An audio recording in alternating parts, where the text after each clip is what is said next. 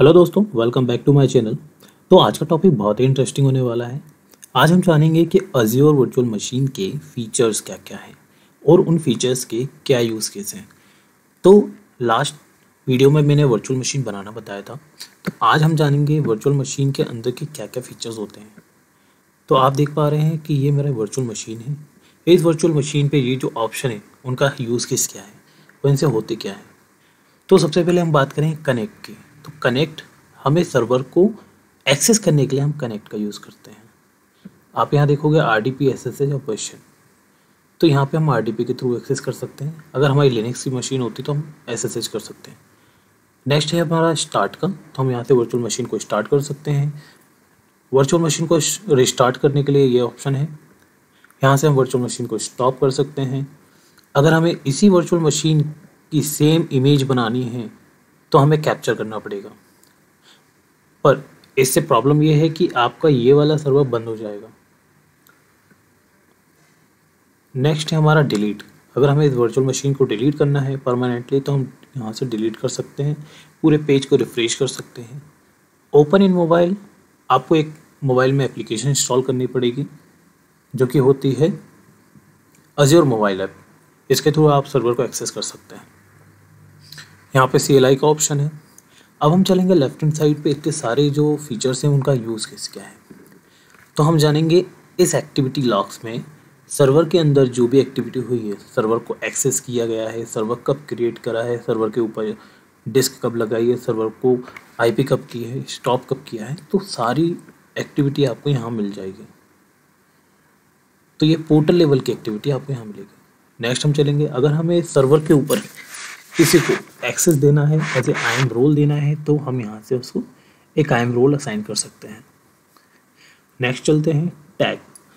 Tag का क्या use होता है। तो भाई टैग का बहुत इंपॉर्टेंट रोल होता है। यहाँ पे हम टैग के थ्रू वर्चुअल मशीन की आइडेंटिटी जान पाते हैं कि ये कौन से इन्वायरमेंट का है, इस वर्चुअल मशीन कौन सी रिसोर्स ग्रुप का हिस्सा है, और यही टैग के साथ आपको डिस्क में भी एप्लीकेबल होते हैं। यही टैग आपके IP एड्रेस में जाएंगे, यही टैग आपके सिक्योरिटी ग्रुप के ऊपर जाएंगे। Next, diagnose and solve problem. तो दोस्तों ये जो सेक्शन है यहाँ पे आपको कुछ ट्रबल शूटिंग के पार्ट्स मिलेंगे कि आप कोई ट्रबल शूटिंग कर रहे हैं, जस्ट लाइक आप सर्वर को एक्सेस नहीं कर पा रहे हैं, या सर्वर को कोई प्रॉब्लम आ रही है, कॉन्फ़िगरेशन में कोई प्रॉब्लम आ रही है, कनेक्टिविटी में कोई प्रॉब्लम आ रही है, तो यहाँ पे आपको वो तमाम टॉपिक मिलेंगे जो आप नहीं कर पा रहे हैं, जिसके कारण आपको प्रॉब्लम आ रही है। कांट कनेक्ट टू VM, तो आप यहाँ से ट्रबल शूट कर सकते हैं। VM का परफॉर्मेंस में कोई इशू है तो आप यहाँ से ट्रबल शूट कर सकते हैं। तो ऐसे तमाम फीचर्स यहाँ पे अवेलेबल हैं जिसके थ्रू आप अपनी प्रॉब्लम को सॉल्व करते हैं फ्रॉम द पोर्टल लेवल से। नेक्स्ट हम चलते हैं नेटवर्किंग। तो भाई नेटवर्किंग का यूज़ क्यों होता है। नेटवर्किंग का यूज़ हम तब करते हैं जब हमें वर्चुअल मशीन के ट्रैफिक को इन और आउट करना होता है। तो इन करने के लिए तो हमें इनबाउंड में रूल अलाउ करना पड़ता है। फॉर एग्जांपल RDP होता है सर्वर को एक्सेस करने के लिए।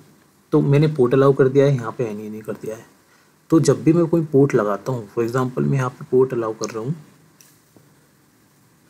तो यहाँ पे सोर्स में मेरे पास क्या क्या ऑप्शन अवेलेबल हैं। अगर मैं चाहता हूँ ओवर द इंटरनेट कोई भी सर्वर को एक्सेस कर सकता है तो मैं ये नहीं करूँगा। अगर मैं चाहूँ कि कोई पर्टिकुलर IP वाला ही या मेरे ऑफिस वाला ही इस सर्वर को एक्सेस कर सकता है तो मैं IP पे जाके उसकी पर्टिकुलर IP अलाउ कर दूंगा यहाँ पे। और अगर मैं चाहूँ कि मुझे ओनली मेरी IP से यहाँ मैं एक्सेस कर सकता हूँ सर्वर का, तो ऑटोमेटिक मेरी IP यहाँ फैच कर लेंगे। अब यहाँ पे दो ऑप्शन हो रहे हैं, सर्वर टैग और application security group. Application security group as a end point के लिए काम करती है। जैसे मेरा कोई डेटाबेस है, उस डेटाबेस का मुझे एंड पॉइंट बनाना है और उस डेटाबेस को ओनली इसी सर्वर के साथ कम्युनिकेट कराना है। तो अभी फ़िलहाल मेरे पास कोई डेटाबेस नहीं है तो मैं इसका एंड पॉइंट नहीं लगा सकता। तो अभी हम चलेंगे इसको एनी पे लेके। तो दोस्तों यहाँ पे कुछ पोर्ट्स बाय डिफ़ॉल्ट यहाँ पे हैं। यहाँ पे HTTP, HTTPS, SSH, RDP, MS SQL के पोर्ट जो कि आप अलाउ करना चाहें आप कर सकते हैं सर्वर पर। उसे सेव करना है तो आपका एक इनबाउंड पोर्ट बन चुका होगा, इनबाउंड रूट बन चुका होगा।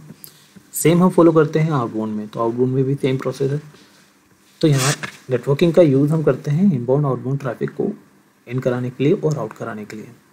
नेक्स्ट है कनेक्ट, जो कि हम ऑलरेडी ऊपर पढ़ चुके हैं। यहाँ से आपको SSH, RDP और बेसियन के थ्रू कनेक्ट करना होता है। आपके पास एक ऑप्शन और आता है, आप RDP फाइल को डाउनलोड कर सकते हैं। नेक्स्ट है विंडो एडमिन सेंटर।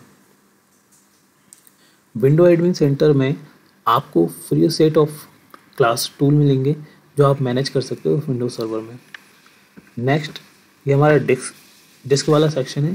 यहाँ पे आप चेक कर सकते हैं हमारी डिस्क का साइज़ क्या है, स्टोरेज टाइप क्या है और इसमें कितने IOPS मिल रहे हैं। आप यहाँ से अगर आपके पास एग्जिस्टिंग डिस्क लगी हुई है, आप यहाँ से एग्जिस्टिंग पे लगा सकते हैं। कोई नई डिस्क लगानी है, आप यहाँ से न्यू बना सकते हैं। तो खैर अभी मुझे कोई बनाना नहीं है। अब मैं चलता हूँ नेक्स्ट वाले सेक्शन पे। नेक्स्ट सेक्शन है मेरा साइज़। तो ये साइज़ यहाँ पे ये डिनोट करता है कि आपकी रिक्वायरमेंट क्या है, आप किस साइज़ का सर्वर चाहते हैं। तो सपोज़ अभी मेरे पास B1S यूज़ हो रहा है, मैं 1V कोर यूज़ कर रहा हूँ, 1 RAM यूज़ कर रहा हूँ, और अब मेरी अगर रिक्वायरमेंट बढ़ती है, जैसे भाई मुझे 2 कोर का सर्वर चाहिए और 4 GB RAM चाहिए, तो मैं B2S यूज़ करूँगा। B2S में मुझे 2 कोर मिल जाएंगे, 4 GB RAM मिल जाएगी, और इसमें मैं चार डेटा ड्राइव लगा सकता हूँ, और इसके जो मैक्स IOPS होंगे वो होंगे 1280। तो गाइस यहाँ से हम वर्चुअल मशीन के साइज़ को भी इंक्रीज़ कर सकते हैं और डिक्रीज़ कर सकते हैं as per our performance. Microsoft Azure for cloud का यूज़ केस क्या है? तो भाई ये हमें एक एज ए सिक्योरिटी की तरह काम करता है, एक वॉचमैन की तरह काम करता है कि इसके ऊपर जो भी ट्रैफिक आ रहा है, ये बेसिकली ये डिफेंडर जो है पूरे नेटवर्क पे एप्लीकेबल होता है। जब भी हमारे सर्वर पे कोई ट्रैफिक आ रहा है या जा रहा है, वो जेन्युइन है या नहीं है, यह हमें सजेस्ट करता है डिफेंडर।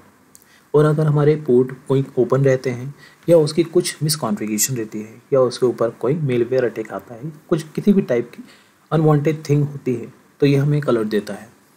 इसके लिए हमें अज़ूर डिफेंडर इनेबल करना पड़ता है।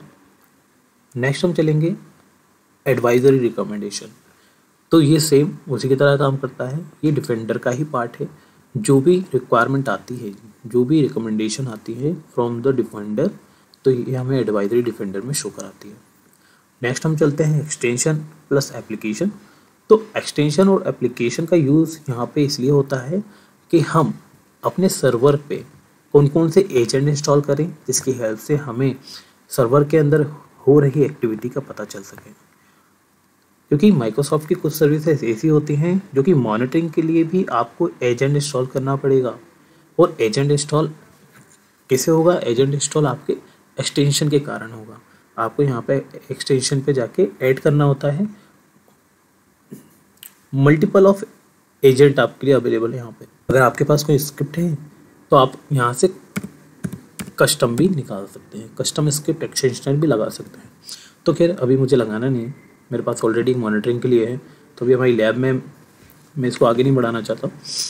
नेक्स्ट हम चलेंगे कंटिन्यूसली डिलीवरी। तो कंटिन्यूसली डिलीवरी का यूज़ केस क्या है? यहाँ पे अगर हम इस VM को एज ए डेवऑप्स के लिए पार्टिसिपेट करवाना चाहें तो हम यहाँ से करवा सकते हैं। जब भी हमें CI/CD पाइपलाइन बनानी होती है और हमें एग्जिस्टिंग सर्वर का यूज़ करना होता है, तो हम यहाँ से इस सर्वर को कॉन्फ़िगर कर सकते हैं डेवऑप्स के लिए। नेक्स्ट हम चलेंगे अवेलेबिलिटी प्लस स्केलिंग। तो यहाँ पे आपको ये शो कराएगा कि ये वर्चुअल मशीन कौन सी अवेलेबिलिटी का हिस्सा है और ये स्किल सेट है या नहीं है, इसका अपडेटेड डोमेन क्या है, तो आपको इस सेक्शन में मिल जाएगा। क्योंकि अभी मैंने नो अवेलेबिलिटी सेलेक्ट किया है, तो इसलिए कोई अवेलेबिलिटी यहाँ पे शो नहीं हो रही है। नेक्स्ट हम चलते हैं कॉन्फ़िगरेशन। तो कॉन्फ़िगरेशन में आपको ये दिखेगा कि आप लाइसेंस लगा सकते हैं इसके ऊपर। अगर आपके पास अपना कोई लाइसेंस है जो कि आपको bring your own licence show कराता है, आपके पास अपना लाइसेंस है तो आप अपना लाइसेंस लगा सकते हैं अज़ूर बेनिफिट का यूज़ करके। और आपके पास अगर लाइसेंस नहीं है और आप चाहते हैं कि आप माइक्रोसॉफ्ट से ही लाइसेंस ले लें, तो आप इसे यस कर सकते हैं। Would you like to use an existing Windows server licence, तो आप यहाँ से यस करके इसको सेव कर सकते हैं। नेक्स्ट हम चलते हैं आइडेंटिटी। आइडेंटिटी सेक्शन में हम अपने सिस्टम को एक मैनेज आइडेंटिटी दे देते हैं।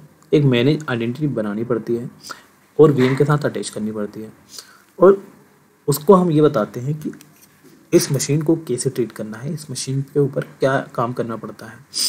तो आप अपनी मशीन को एक मैनेज आइडेंटिटी लगा सकते हैं। इस मैनेज आइडेंटिटी के थ्रू आप अपने सर्वर को कई सर्विसों के साथ अटैच कर सकते हैं, चाहे वो डेवऑप्स की हो, चाहे वो डेटाबेस के साथ हो, चाहे वो आपका एग्जिस्टिंग या दूसरे क्लाउड के सर्वर क्यों ना हो। मैनेज आइडेंटिटी एक्टिव डायरेक्टरी पे भी काम करती है और सर्वर लेवल पे भी काम करती है। नेक्स्ट प्रॉपर्टी वाले सेक्शन पे आप सर्वर की पूरी कॉन्फ़िगरेशन चेक कर सकते हैं कि इसका ओएस क्या है, इसका जनरेशन क्या है, एजेंट है या नहीं, तो आप इसकी पूरी डिटेल यहाँ से देख सकते हैं। नेक्स्ट चलते हैं लॉक। अब मान लो मैंने अपने सर्वर को अपने जूनियर को दे दिया और मेरे जूनियर को काम करना नहीं आता है, और वो भाई साहब चले तो उन्होंने जाके सर्वर को डिलीट कर दिया। तो डिलीट हुआ तो यार मेरा प्रोडक्शन ख़राब हो जाएगा, इसके ऊपर चल रही एप्लीकेशन डाउन हो जाएगी। तो मैं चाहता हूँ कि इस जो मेरा जूनियर रहेगा उससे गलती से भी ये सर्वर डिलीट ना हो पाए, तो मैं इस पर लॉक लगा दूँगा। लॉक लगाने के लिए आपको क्या करना है, यहाँ पे ऐड करना है, ऐड करके लॉक का नाम रखना है और यहाँ पे डिलीट के पे सिलेक्ट करके लॉक बनाना है। जैसे ही लॉक बनेगा तो आपको इस टाइप से दिख जाएगा। नेक्स्ट हम चलते हैं बेस्टियन। तो यार बेस्टियन एक पैच सर्विस है अज़ूर माइक्रोसॉफ्ट की, जो आपको सर्वर को कनेक्ट कराने का काम करती है, just like a jump server. तो बेस्टियन कॉन्फ़िगर करने के लिए हमें यहाँ से क्रिएट करना पड़ेगा और ये ऑटोमेटिक बन के आपके सर्वर को कनेक्ट करेगी, क्योंकि आपने यहाँ पे देखा होगा कनेक्ट के ऑप्शन पे यहाँ पे बेस्टियन का भी ऑप्शन आ रहा है। तो बेस्टियन इसलिए यूज़ होता है सर्वर को कनेक्ट करने के लिए। नेक्स्ट हम चलेंगे ऑटो शटडाउन। तो ये बहुत ही अच्छा फीचर्स है माइक्रोसॉफ्ट क्लाउड का। जब भी हमारी सर्वर यूज़ नहीं हो रही हो, सपोज़ मेरा ऑफिस है, मेरा ऑफिस 12 से 6 बजे तक ओपन रहता है, उसके बाद बंद हो जाता है, तो अननेसेसरी मैं क्लाउड को कॉस्ट क्यों दूँ, चार्ज क्यों करूँ, पूरी रात भर तो सर्वर तो चलता रहेगा ना।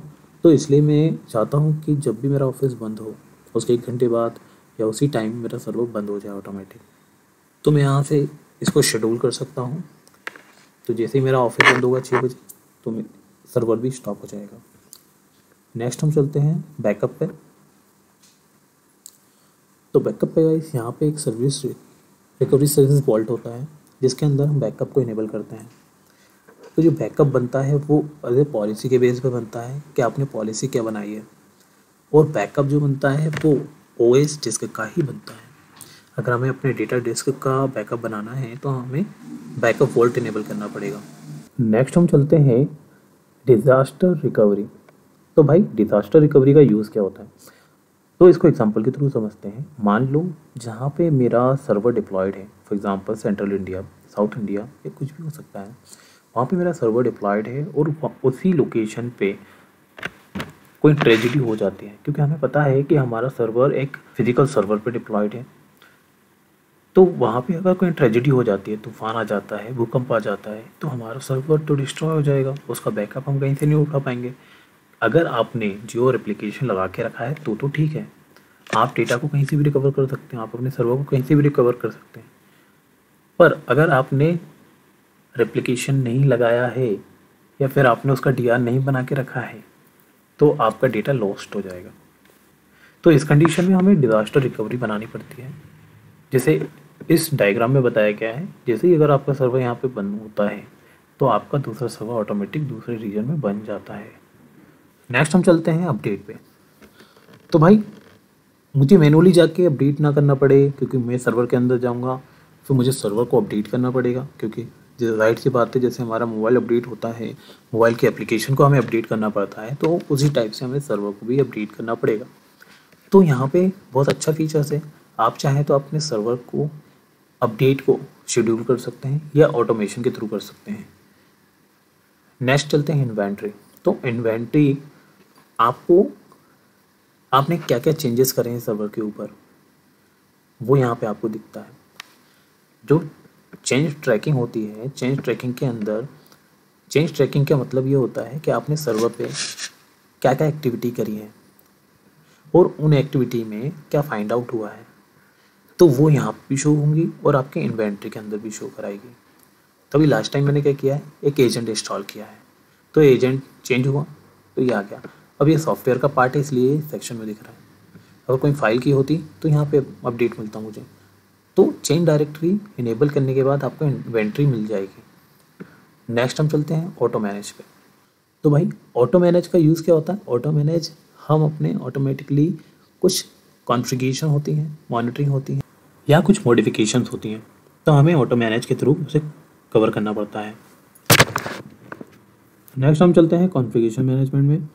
तो कॉन्फ़िगरेशन मैनेजमेंट ये कहता है कि आपने जब भी कॉन्फ़िगर मैनेजमेंट इनेबल किया तो इसके अंदर इसके जो भी रूल्स बनते हैं, सर्वर के अंदर जो भी एक्टिविटी होती है, वो सब फैच करके वो आपको डैशबोर्ड में दिखाएगा। और डैशबोर्ड कहाँ बनेगा? आपका इस पोर्टल पे ही बनेगा, वो मैं आगे बताता हूँ। नेक्स्ट जो है हमारी पॉलिसी। वही पॉलिसी का यूज़ केस हम एक्टिव डायरेक्टरी के लिए भी करते हैं और इस सर्वर को कुछ एक्टिविटी कराने के लिए भी करते हैं। तो अभी के केस में मैंने कोई पॉलिसी नहीं लगाई है इस पर। तो गाइस पॉलिसी का यूज़ क्यों करते हैं? तो पॉलिसी का हम इसलिए यूज़ करते हैं कि इस सर्वर की हमें कोई एक्टिविटी करानी है या इस सर्वर के साथ हमें कुछ चैलेंजेस करवाने हैं, तो हम ये पॉलिसी यहाँ पे डिफाइन करते हैं। नेक्स्ट है हमारे रन कमांड। तो रन कमांड में आप देखेंगे हमें कुछ सर्विसेज होती हैं जो कि हम इनेबल और डिसेबल कर सकते हैं सर्वर के अंदर से। वो हम पोर्टल से भी कर सकते हैं। मान लो आप अपना RDP मतलब कॉन्फ़िगरेशन जो की है वो गलत कर दिए और आप सर्वर एक्सेस नहीं कर पा रहे हैं, तो आप RDP को रिस्टार्ट कर सकते हैं, रीसेट कर सकते हैं। जैसे ही आप ये करेंगे तो आप सर्वर को एक्सेस कर पाएंगे। वैसे ही यहाँ पे बहुत सारे फीचर्स अवेलेबल हैं जिसकी हेल्प से आप इनेबल और डिसेबल कर सकते हैं अपनी सर्विसेज को। नेक्स्ट हम चलेंगे मॉनिटरिंग वाले सेक्शन में। तो गाइस ये बहुत ही इंटरेस्टिंग होने वाला है, तो इसको थोड़ा ध्यान से सुनना। इनसाइट में इनसाइट का यूज़ केस क्या है? तो सबसे पहले ये समझते हैं। इनसाइट का यूज़ केस हमारे सर्वर के ऊपर चल रहे रिसोर्सेज की इंफॉर्मेशन देना होता है। इसकी रैम क्या है, इसका डिस्क का यूटिलाइजेशन क्या है, इसकी रैम की यूज़ क्या है, और तो इस सर्वर पे कितने लोगों ने कनेक्ट किया, एक्सेस किस किसने किया और किस लोकेशन से किया, सोर्स IP एड्रेस क्या है, ये पूरी इन्फॉर्मेशन आपको इनसाइट से मिलेगी अगर आप इसे इनेबल करते हैं तो। नेक्स्ट चलते हैं अलर्ट। अलर्ट वाले सेक्शन पे हमारे सर्वर का स्टेटस कभी डाउन होता है या अप होता है या वो फ्रीज मोड पे चले जाता है, तो हमारे पास एक अलर्ट आना चाहिए हमारी मेल ID पे। तो आप यहाँ से अलर्ट भी सेट कर सकते हैं। नेक्स्ट चलते हैं मैट्रिक्स। तो गाइस यहाँ पे जो मैट्रिक्स होती हैं डिफरेंट टाइप की होती है मैट्रिक्स। आपको इस पर्टिकुलर सर्वर पे कौन सी मैट्रिक्स चेक करना है, तो आप यहाँ से वो मैट्रिक्स निकाल सकते हैं। यहाँ पे डिफरेंट टाइप की मैट्रिक्स अवेलेबल हैं, आप इसे सेलेक्ट करके यहाँ पे उसका ग्राफ देख सकते हैं। तो लेट से मैं आपको एक दिखा देता हूँ।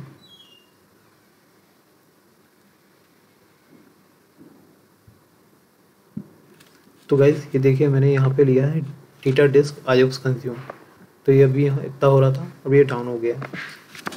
नेक्स्ट जो हमारा फीचर्स है वो है डायग्नोस्टिक सेटिंग।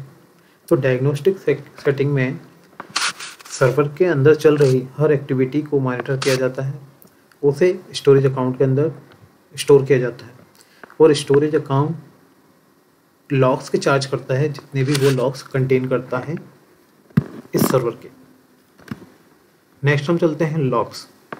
तो जब हमने डायग्नोसिस सेटिंग इनेबल कर दी या फिर इनसाइट इनेबल कर दिया, तो हम लॉग्स के अंदर जाके उस सारे लॉग्स को यहाँ से फाइंड आउट कर सकते हैं। नेक्स्ट हम चलेंगे कनेक्शन मॉनिटर। तो कनेक्शन मॉनिटर का यूज़ हम मॉनिटरिंग के लिए करते हैं कि सर्वर की क्या क्या एक्टिविटी हुई है। नेक्स्ट हम चलेंगे वर्क ग्रुप पे। Work group as a Azure policy पे काम करता है। जो भी पॉलिसी अज़्योर पे बनेगी वो आपको वर्कबुक शो कराएगी। यहाँ हेल्प वाला जो सेक्शन है वो बहुत इंटरेस्टिंग है। हमारे वर्चुअल मशीन की हेल्थ क्या है, तो वो आप हेल्थ यहाँ से चेक कर सकते हैं। जो भी प्रॉब्लम हो वो यहाँ से आप देख सकते हैं। अभी मेरा अवेलेबल है और मेरे 11 हेल्थ इवेंट बने हैं अभी तक। तो अगर मैं इसको क्लिक करूँगा तो हाँ, मैंने रिबूट किया था सर्वर को, जो कि टाइम हो गया है, तो ये पूरा स्टेटस दिखा देगा आपके सर्वर का। नेक्स्ट हम चलेंगे बूट डायग्नोस्टिक। बूट डायग्नोस्टिक में आप ये चेक कर पाएंगे कि आपका सर्वर का स्टेटस क्या है, चल रहा है या आपकी होम स्क्रीन है। होम स्क्रीन दिख गई तो समझ जाओ आप कि आपका सर्वर अप एंड रनिंग है। नेक्स्ट हम चलेंगे परफॉर्मेंस डायग्नोस्टिक। तो यहाँ पे हम अपने सर्वर की परफॉर्मेंस चेक कर सकते हैं। हमें कुछ एजेंट इंस्टॉल करवाने पड़ेंगे सर्वर पे, और वो एजेंट जो भी सर्वर पे एक्टिविटी हो रही है वो यहाँ से फैच करके ले आएगा। नेक्स्ट चलते हैं वीएम इंस्पेक्टर। वीएम इंस्पेक्टर का भी सेम काम होता है मॉनिटरिंग करने का। ये बहुत ही इंटरेस्टिंग है दोस्तों। अगर आप अपना पासवर्ड भूल गए और आपको यूज़र नेम याद है, पासवर्ड आप रिकवर नहीं कर पा रहे हैं, तो आपको कुछ नहीं करना है, यहाँ यूज़र नेम डालना है और आपको नया पासवर्ड यहाँ डालना पड़ेगा। तो आपका नया पासवर्ड जनरेट हो जाएगा उस पर्टिकुलर यूज़र का। ध्यान रहे दोस्तों, आपको अगर नया यूज़र भी बनाना है तो आप यहाँ से नया यूज़र भी बना सकते हैं। यूज़र नेम में अपना नाम, यूज़र नेम डाल के नया पासवर्ड डाल के, तो यहाँ से नया यूज़र भी बन जाता है और पुराने यूज़र का पासवर्ड भी रीसेट कर सकते हैं। नेक्स्ट हम चल रहे हैं रीडिप्लॉय और रीअप्लाई पे। अगर आप अपने सर्वर को एक्सेस नहीं कर पा रहे हैं या उसका स्टेटस फेल हो गया है तो आपको रीडिप्लॉय और रीअप्लाई करना पड़ेगा। फॉर एग्जांपल, आप सर्वर को एक्सेस नहीं कर पा रहे हैं तो आपको रीडिप्लॉय करना पड़ेगा। वर्चुअल मशीन का स्टेटस अगर फेल हो रहा है तो आपको रीअप्लाई करना पड़ेगा। नेक्स्ट हम चलते हैं सीरियल कंसोल। अगर हमारे पास सर्वर का एक्सेस नहीं है और मैं सर्वर का पासवर्ड भूल गया हूँ, तो अगर हमें उसका सर्वर के अंदर जाके कुछ एक्टिविटी परफॉर्म करनी है तो हम सीरियल कंसोल के थ्रू जाके भी कर सकते हैं। हमें ज़रूरत नहीं है यूज़र नेम और पासवर्ड की। नेक्स्ट हम चलते हैं सिक्योरिटी ग्रुप टेस्ट। अगर हम इंश्योर नहीं है कि हमने सिक्योरिटी ग्रुप में जो रूल लगाए हैं वो करेक्ट है या नहीं, उसको क्रॉस चेक कैसे करें, तो आप यहाँ पे टेस्ट कर सकते हैं अपने सिक्योरिटी ग्रुप का। तो गाइस, बस ये फीचर्स थे जो कि बहुत इंपॉर्टेंट होते हैं इंटरव्यू के टाइम पे, या आप जब भी अपने सर्वर पे काम कर रहे होते हैं तो आपको ये फीचर्स जानने बहुत ज़रूरी हैं। तो इस तरह से आप अपने सर्वर की मॉनिटरिंग कर सकते हैं, पासवर्ड रीसेट कर सकते हैं, नेटवर्किंग में इनबाउंड आउटबाउंड पोर्ट लगा सकते हैं। तो गाइस, तो आज के लिए यहीं तक। मिलते हैं नेक्स्ट वीडियो में कुछ नए टॉपिक के साथ। अगर वीडियो पसंद आया हो तो वीडियो को लाइक, कमेंट और शेयर करें, और हो सके तो चैनल को सब्सक्राइब करें। मिलते हैं बहुत जल्द। जब तक के लिए बाय बाय।